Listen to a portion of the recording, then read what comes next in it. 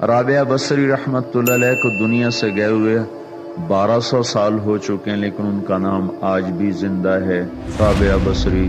رابعہ بصری نہ کوئی شہزادی تھی، نہ کوئی ملکہ تھی، نہ کوئی وہ خوبصورت تھی، نہ کوئی خاندانی تھی، بلکہ عورت ہونے کے لحاظ سے ہر عیب اس میں تھا۔ ان کی عادت یہ تھی، وہ روزانہ عشاء کی نماز کے بعد غسل کر کے کپڑے بدل کے اپنے خامن سے پوچھتی آپ کو میری ضرورت ہے؟ اگر وہ کہتے کوئی نہیں ہے تو پھر پوچھتی مجھے اجازت ہے؟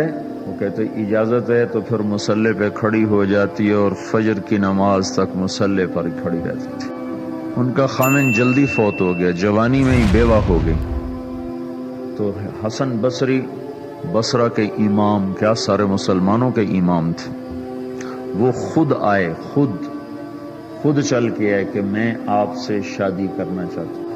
وہ کوئی شادی کا شوق نہیں تھا ان کو، وہ تو اولاد کے قابل نہیں، شکل صرف ان کی نیکی اور ان کا جو اللہ سے تعلق تھا، ان کو یہ لالچ ہوا کہ یہ میری بیوی ہو جائے تو اس کی طفیل شاید میری بخشش ہو جائے۔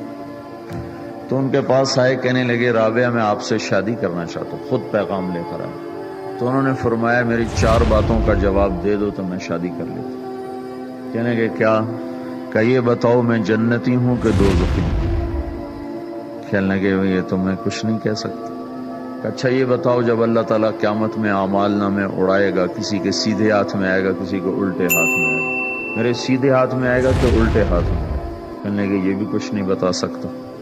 کہنے لگے اچھا یہ بتاؤ جب اللہ نیکیوں کو تولے گا، کسی کی نیکیاں بڑھ جائیں گی، کسی کے گناہ بڑھ جائیں گے، میرے گناہ زیادہ ہوں گے، نیکیاں زیادہ ہوں گی؟ کہ یہ بھی نہیں بتا سکتا۔ کہ اچھا یہ بتاؤ جب لوگ پل صراط سے گزریں گے، کوئی پار نکل جائیں گے، کوئی نیچے گر جائیں گے، تو میں پار نکلوں گی کہ دوزخ میں گروں گی؟ کہنے لگے یہ بھی میں نہیں بتا سکتا۔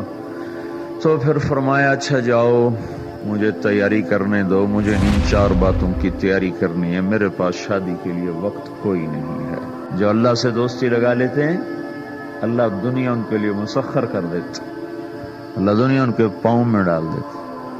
تو جب ان کا انتقال ہوا، رات کو ان کا انتقال ہوا، تو اپنی خادمہ سے کہا بس 2-4 آدمی بلا کے مجھے جلدی سے دفن کر دو، کسی کو نہ بتاؤ، صبح لوگوں کو بتا دینا، اور مجھے کفن دینا میری اس چادر میں جس میں میں تہجد پڑھا کرتی تھی۔ تو انہوں نے راتوں رات دفن کر کے صبح اعلان کیا، شور مچ گیا، ہائے کیوں بتایا، کیوں نہیں بتایا، کیوں؟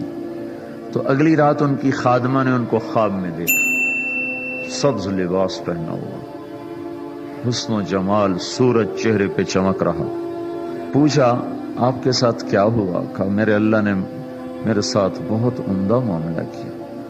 کہا آپ کی وہ چادر کہاں گئی جس میں آپ کو کفن دیا تھا؟